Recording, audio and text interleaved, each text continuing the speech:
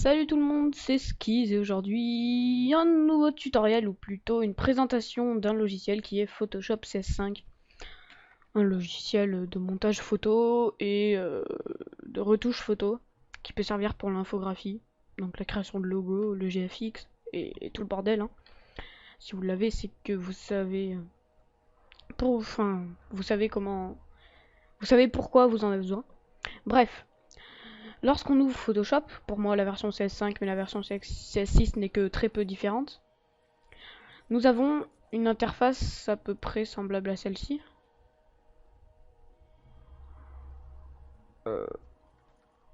Non, excusez-moi. Les indispensables. Donc, on arrive sur une interface à peu près semblable à celle-ci, donc j'ai apporté quelques modifications. Ici, c'est le menu avec le fichier, donc pour importer un fichier, ouvrir une photo ou un document, créer une nouvelle image, édition qui sert à éditer l'image. Donc l'édition n'est pas, enfin moi je l'utilise pas trop. Image, donc on verra ça après. Calque, je m'en sers pas. Sélection, je ne m'en sers pas. Filtre, c'est pour appliquer des filtres à vos photos ou à vos montages. Affichage, j'utilise pas trop, j'utilise plutôt en raccourci clavier. Fenêtre, bon voilà. Et LED, c'est pour vous apporter de l'aide. Et enfin voilà. Donc ici on a les outils. Ça c'est l'outil de déplacement qui servira à déplacer des calques ou déplacer la sélection. Ça c'est les outils de sélection. Donc on effectue un clic droit sur l'icône pour choisir d'autres icônes. Donc on a le rectangle et l'ellipse. C'est simple. Hein. Voilà. Là le lasso, ça sert à faire une sélection aussi. Ça et ça, ce sont des outils de sélection. Et ça aussi. Donc là, il y a la sélection rapide qui permet de faire une sélection rapide. Je vais pas détailler là-dessus. Et outil baguette magique, c'est pour sélectionner la même couleur. Enfin, sélectionner tous les objets du calque, on va dire, qui ont la même couleur. Donc tous les pixels. L'outil recadrage, ça sert à recadrer l'image.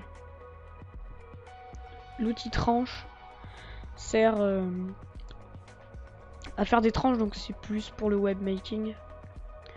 Là, pipette, je m'en sers pas. Là, c'est pour la retouche. L'outil, enfin, ces outils, c'est des outils pour plutôt le dessin. Là, le tampon de duplication, je vais aller voir des vidéos le concernant. Forme d'historique, je ne sais pas ce que c'est, je m'en sers pas. Ces outils, donc c'est pour gommer, donc effacer certaines choses, plus ou moins précisément. Hein. Sinon, on peut utiliser la sélection et la touche du clavier supr, donc supprimer. Ici, c'est des outils de remplissage, donc le pot de peinture bien connu qui remplit une seule couleur et le dégradé qui remplit des dégradés. Goutte d'eau, c'est pour mettre un effet comme s'il y avait une goutte d'eau. Netteté, c'est pour que ce soit net, et l'outil doigt, c'est pour essayez de vous en servir et vous allez voir. Ça, je ne sais pas. La plume, ça sert à faire des tracés. Oh, des tracés vectoriels que vous pouvez agrandir à votre guise. Donc l'outil texte, c'est pour mettre un texte. La sélection de tracé, la sélection directe, sélection de tracé, ça sert à sélectionner un tracé, et la sélection directe, je n'en sais rien. Tous ces outils, c'est pour faire des formes. Là, c'est l'outil main, donc qui sert à bouger l'affichage, et rotation d'affichage qui sert à lui faire effectuer une rotation, et l'outil loop qui sert à zoomer, dézoomer. Voilà, c'est tout pour les outils. Ici, on en parlera peut-être plus tard. Je sais pas si je ferai plusieurs épisodes. Donc, pour commencer, on fait fichier nouveau. Donc pour créer un nouveau document. Le format que vous voulez. Ce que je vais vous apprendre, on va dire... Ouais, on va dire que ce sera...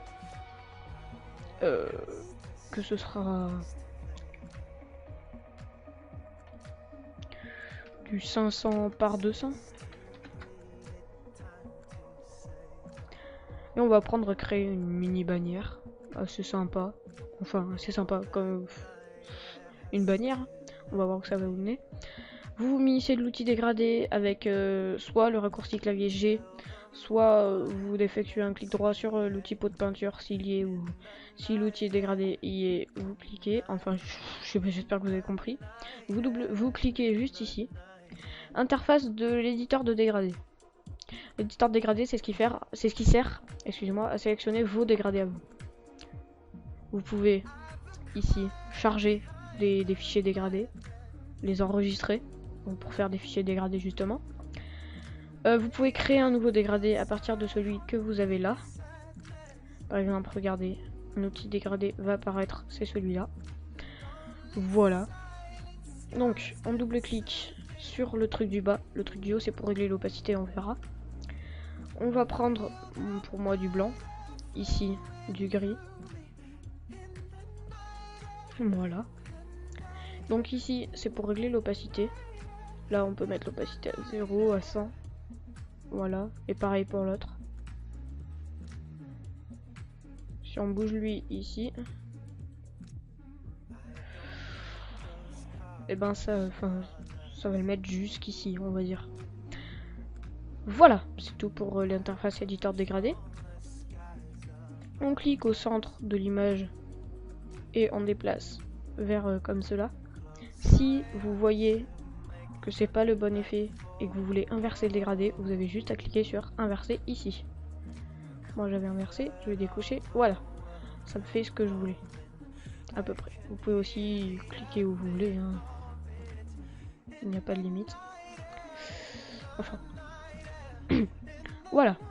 On a fait un joli petit dégradé, hein. Assez discret. Et maintenant on va se munir de l'outil ellipse.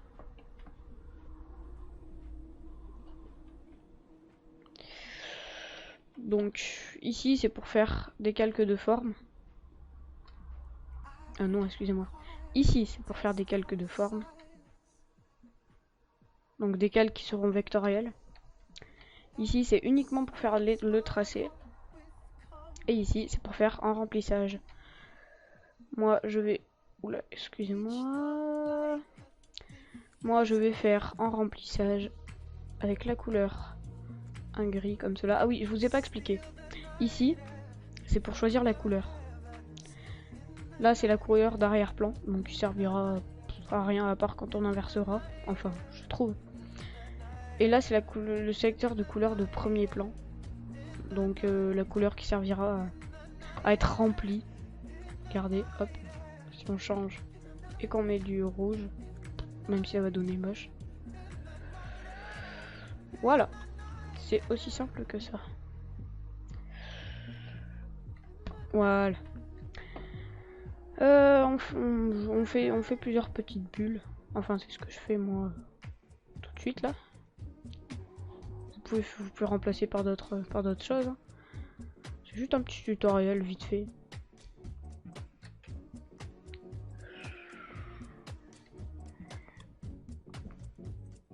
Ah, excusez-moi. Petit fail.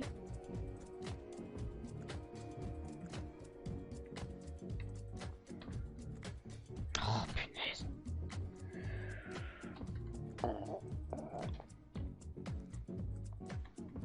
J. Hop. Voilà. Donc, ici, panneau de gestion des calques. La gestion des calques, c'est quoi? Un calque peut être supprimé sans gâcher les autres. Donc c'est comme si vous ajoutez un calque sur une feuille de papier, que vous dessinez dessus, que vous en rajoutez un autre, que vous en rajoutez un autre, ça marche comme ceci. Si on enlève un calque qui est sur notre feuille de papier, il n'en enlèvera pas d'autres. C'est pour ça, à chaque fois que vous faites quelque chose d'autre, créez un nouveau calque avec ce petit truc. Pour dupliquer un calque, donc ce que j'ai fait, soit il vous suffit de faire CTRL J ou pomme J sur Mac, soit il vous faut glisser le calque jusqu'à l'icône nouveau et ça va vous le dupliquer. Voilà.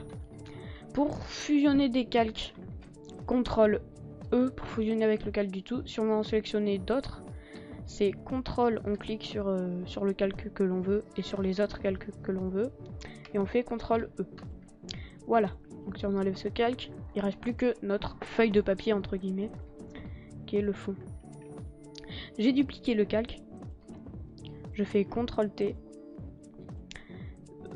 Donc CTRL T qui permet de bouger une image, la redimensionner et afficher et appliquer quelques transformations. La torsion, la perspective, la déformation, l'inclinaison, la rotation, l'homothétie. Donc là, je vous expliquerai plus tard. Ici, on va juste faire une symétrie axe horizontal. Et voilà. C'est bon. On va prendre ces deux, on va les regrouper. On va double-cliquer sur le calque pour y appliquer un style de calque. Alors, les styles de calque, il y a une ombre portée qui nous permet de faire des ombres à distance. On peut modifier la taille, le grossi. Voilà. Je vais mettre distance 0. Une taille à peu près comme ça. Opacité 100. Normal. Et opacité... Non, je vais baisser l'opacité en fait. Voilà. Ça fait un petit effet sympa. Je vais ensuite faire... y mettre un contour. Un contour blanc. Pour que ça fasse... Non, je n'y mets pas le contour. Ok, voilà. Donc je fais ça. Je fais CTRL J, CTRL T, rotation 90 degrés horaire. Excusez-moi si vous entendez l'avion qui vient de passer. Et puis voilà, maintenant on va lui mettre un texte. Donc par exemple, exemple. Dans la police que vous voulez. Non.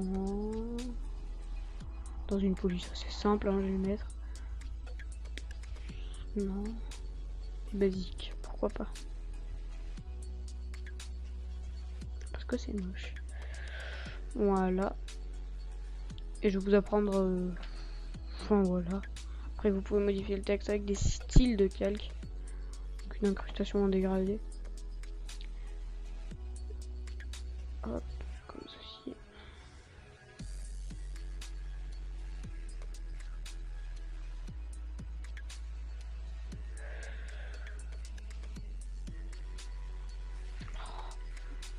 C'est dur à éditer, c'est dégradé.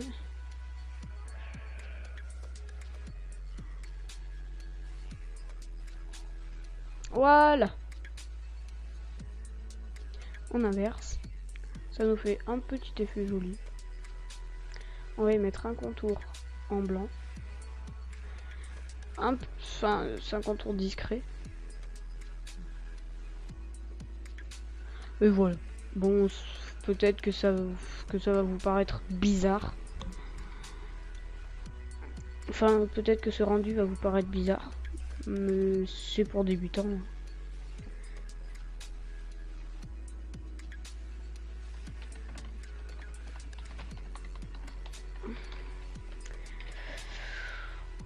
Donc la police de exemple était Big Noodle et je vais choisir pour cette police Caviar Dreams.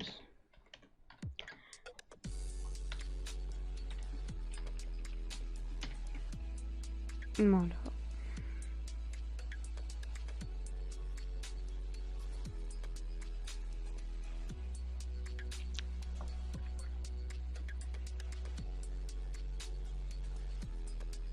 Voilà. Si j'ai oublié d'expliquer certaines choses, faites-le moi parvenir pour le prochain épisode. Si vous n'avez pas compris, faites-le moi parvenir pour le prochain épisode. à vos commentaires, à vos ci, à vos ça, hein. Vous connaissez la suite, à vos clics pour vous abonner aussi. Et puis, bonne chance dans l'univers de la photographie, de tout ce qui peut être utile à Photoshop. Et je vous dis à la prochaine. C'était Skizz.